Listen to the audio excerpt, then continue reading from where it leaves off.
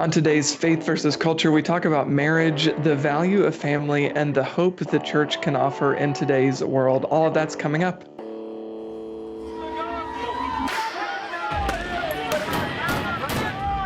have sex before you're married is a bad idea.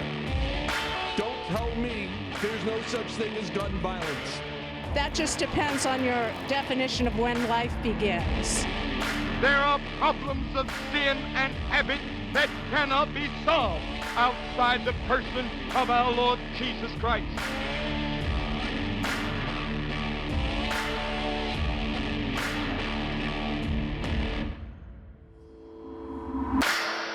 Welcome to Faith versus Culture here on the CBN News Channel. I'm Goins-Phillips, joined by my co-host today, Billy Hallowell. Billy, how are you?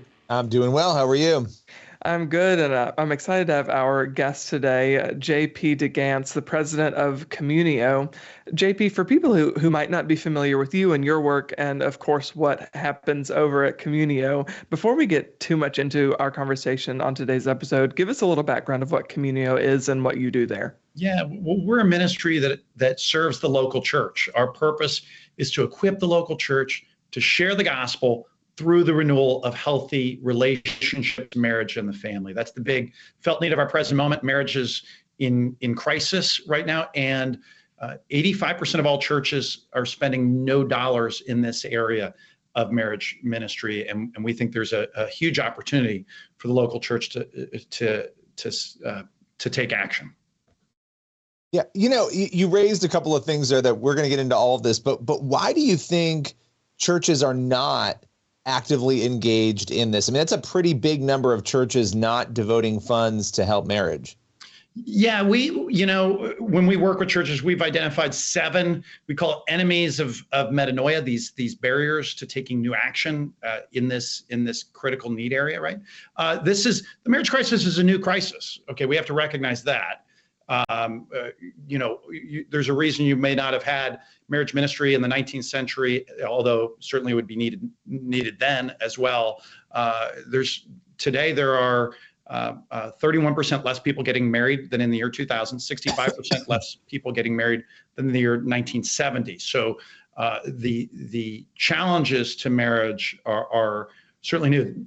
From a mindset perspective, I think a lot of churches believe that growth in faith and holiness will lead to greater marital outcomes, which is certainly true. I wouldn't dispute that, but it fails to that posture of engaging first in growth in faith and holiness fails to consider that for a lot of people, they begin to grow in faith and holiness because of their marriage, and that if we can actually help people around that felt need, they'll go on that journey, right? When Jesus walked the earth, he certainly performed signs and wonders, but those were not card tricks. Jesus cured the sick, he healed the lame, he fed the hungry, he solved real problems. And right now, the real problem and challenge facing so many couples, so many individuals around this epidemic of loneliness is this absence of healthy relationships. We as humans, God wired us to want to know and to be known, to love and to be loved. And our culture today has waged war on that concept. And so we need a different posture within the local church to serve into this present moment. I think a big issue coming up against a healthy view of marriage and even a healthy view of sexuality right now in our culture is the transgender movement, right? I think we'd be kind of remiss to not talk a little bit about that, especially given the Supreme Court just hearing oral arguments on a law in Tennessee that protected minors from or protects minors from transgender-related procedures. And if anybody wants more information about that, you can go to cbnnews.com and read, about what happened there. But we learned a few things during those oral arguments that these transgender treatments do in many cases cause infertility. They do lead to regret among people who undergo them, and they don't necessarily decrease suicidal rates, which has been a big sticking point in the argument for transgender affirming care. So I know there's a lot there, JP, but I just wanted to ask you, what do you make of that debate, and how much does that factor into our really unhealthy view of marriage and sexuality in today's culture. It's a symptom of the disease. Okay, what we fundamentally, the evil one has waged war especially over the last 65 years or so, on the sexual embrace, on marriage itself, on the relationship between husband and wife, the decoupling. We saw the decoupling of sex from marriage in the 1960s and the triumph of the sexual revolution. And then the separation of what that leads to is a separation of parent-child, and frequently dad no longer being daily present in the life of his children.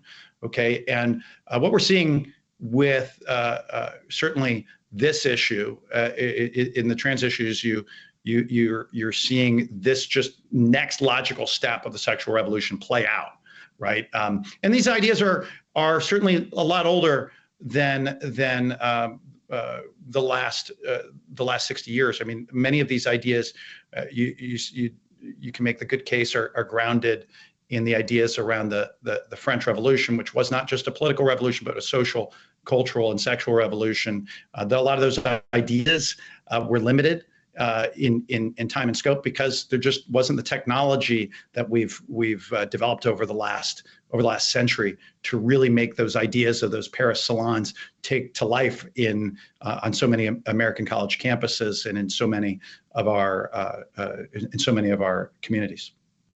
Yeah, one of the things that we're also seeing that is happening culturally is this obsession with the self, right? You go back a few years, it was the selfie, and that was something we could kind of laugh at. But what we've really seen is that people have really looked inward the more we've moved away from a cultural faith or talking about faith as much culturally. We've seen that inward focus. How much of that do you think is driving what we're seeing with marriage, with reproduction rates, all of those declines? How much of that do you think is part of that dynamic? It's central in many ways, right? We have gone and shifted our view and understanding of our pursuit of happiness and how we should pursue happiness. I credit my friend Dr. Brad Wilcox in his book Get Married, which really lays out so much of these core arguments on expressive individualism. The ancients would have, and up until the 20th century, the idea a purpose was found outside of the individual, going out and your purpose was, for instance, living self-sacrificially for somebody else. You wouldn't. Happiness was a byproduct of a life well lived. It would have been strange to just seek happiness as its own end, and as a consequence, over this quest that we've been on as a culture toward self-definition of our own purpose, of our own happiness, has led to a lot of unhappy people and a lot of lonely people. Right? We've got, objectively speaking, we've never been in a time in our nation's history where there's more lonely people. It's leading to shorter lifespans. Okay, so it's not working very effectively, and it's also threatening civilization itself. Right? There's fewer and fewer Americans. So other than the fact that people are less happy, more lonely, and we're now at a level in our civilization where our birth rate is becoming an existential crisis. Other than that, it's working great. Yeah. Look, there's a whole lot more to discuss, JP. We're going to fit in a quick break, but everybody stick with us. We'll be back with more on the other side with JP.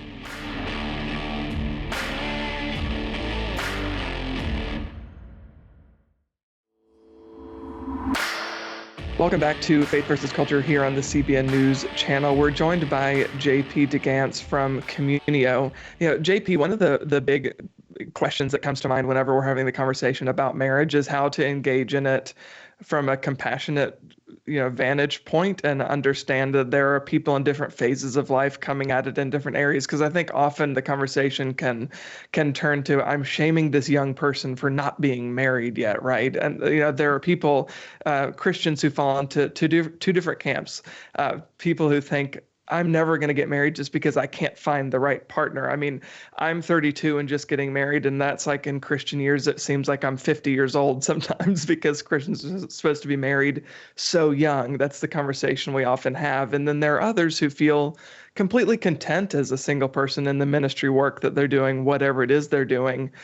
So how do we have the conversation of realizing there are people in different phases of life, but also marriage is a sacred thing that God ordained, and it has a purpose, obviously, to procreate and to fill the earth. So how do we have those, or how do we carry those two things together? Yeah, I think it's critical for the local church to be practical. Okay, I think one of the best ways to engage compassionately in this area is with this. We need to stop assuming that our young people actually have been formed by our culture and by our families to be able to pursue marriage well and to know how to discern marriage well. We have to stop assuming that. So nobody, we live in a very different age and era as a consequence of the smartphone, social media, the ubiquitous of dating apps. There's just so much more that our young people have to contend with, men and women.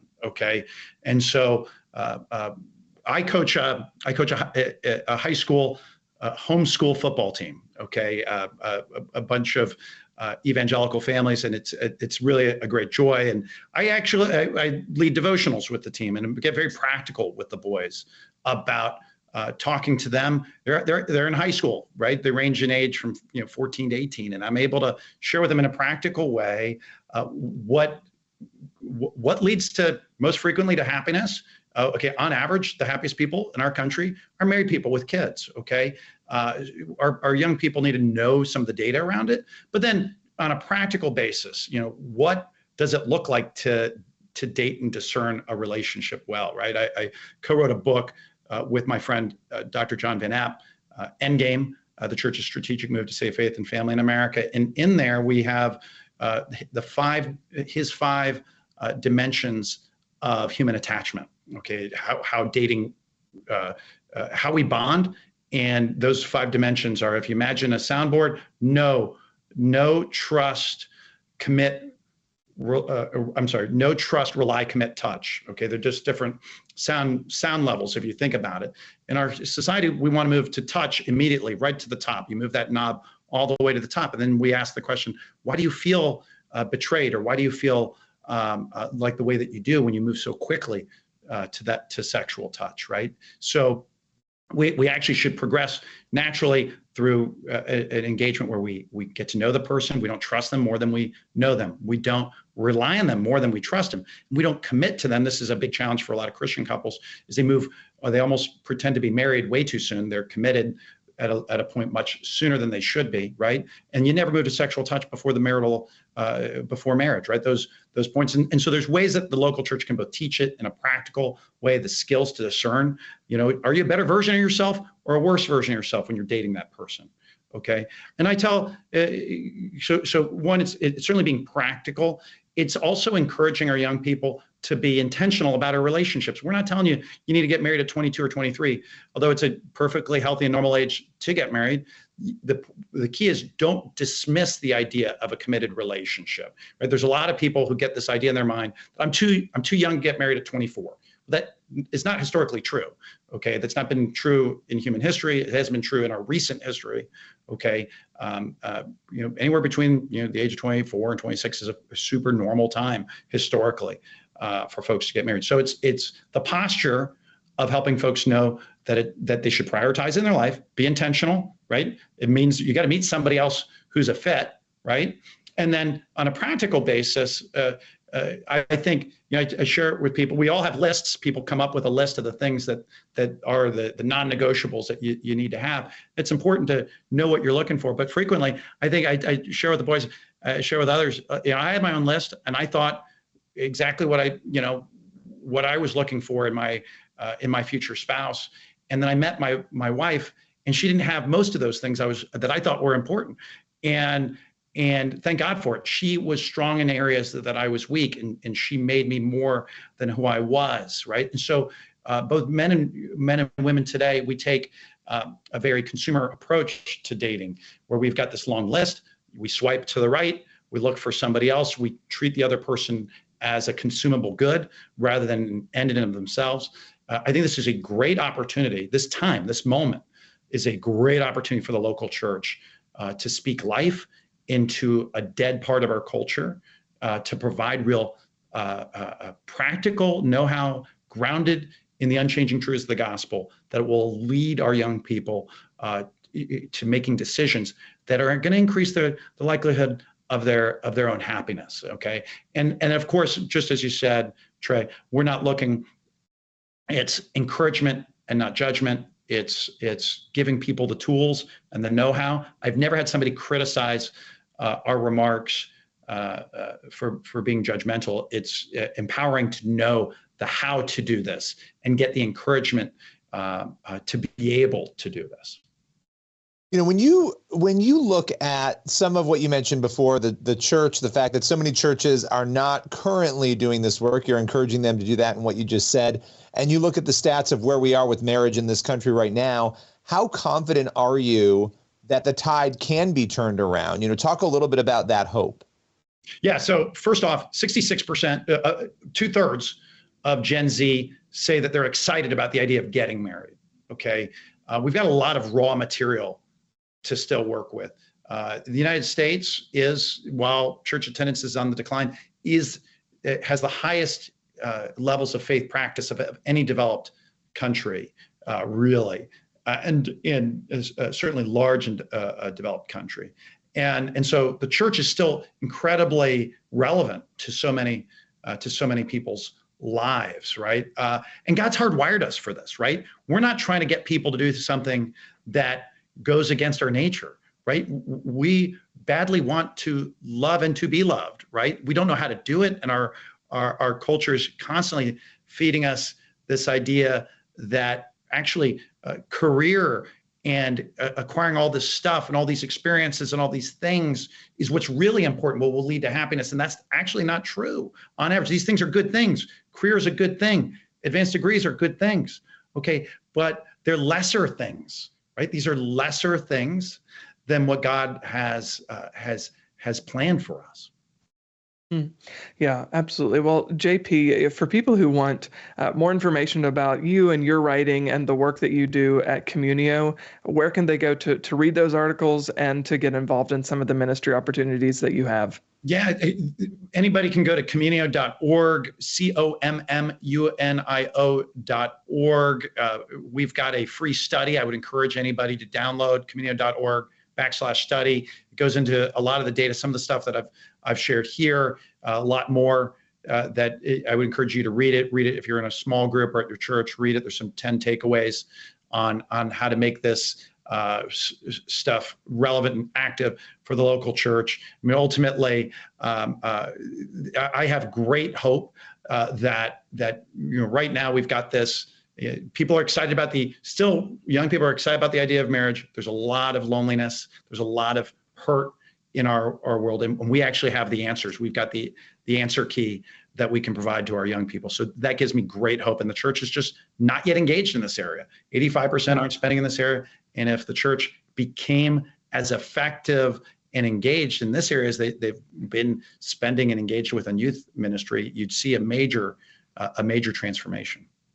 Yeah, I mean, 100% marriage between one man and one woman, that's God's idea. So it's no wonder that it's under attack so often in our culture. And it's important to have these resources to protect it. And the hopefulness that your work provides is an encouragement. So JP, thank you for being here with us today. Hey, thank you so much. I really appreciate it, Trey and Billy. All right, everybody, stick with us. We'll be right back with more Faith versus Culture.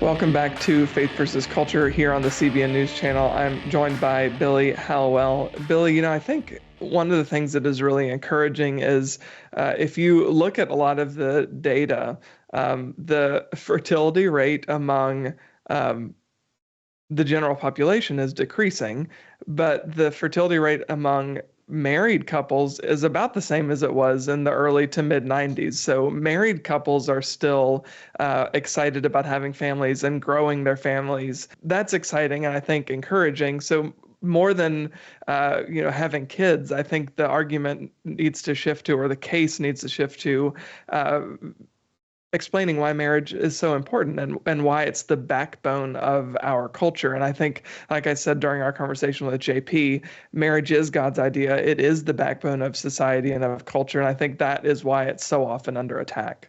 Yeah, well, and when you look at what's happening right now, we've seen Bible increases, 22% increase, this month over last month, people going out to, or I'm sorry, the first 10 months of this year versus the first 10 months of last year. You're seeing people, I think, realize something is wrong and take a turn back to fix it. And I think you're going to see that with marriage, but I do think the church has to step out and really communicate what you just said, so that people understand the benefits of it. But I do think, again, where we are right now, this very troubled, weird time, I think younger people in particular are starting to wake up that maybe they've been sold some lies. And I think that carries over to this area as well.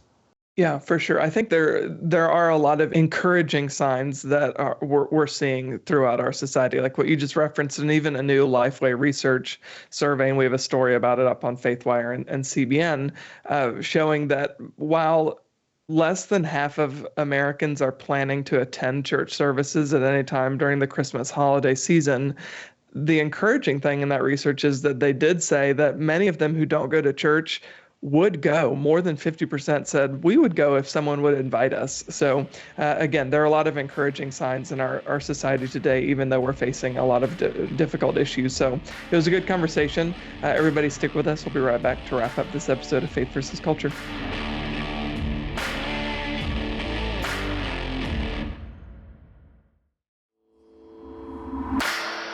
That is all the time we have for this week's episode of Faith versus Culture here on the CBN News Channel. Thank you so much for being here for that conversation. If you want more news from a Christian perspective, as always, head on over to cbnnews.com. You can check out all of our latest articles there, as well as check out our Quick Start podcast that goes out every weekday morning. We cover all the news from a gospel perspective, which is so important in today's culture. Thank you so much for being here, and God bless you.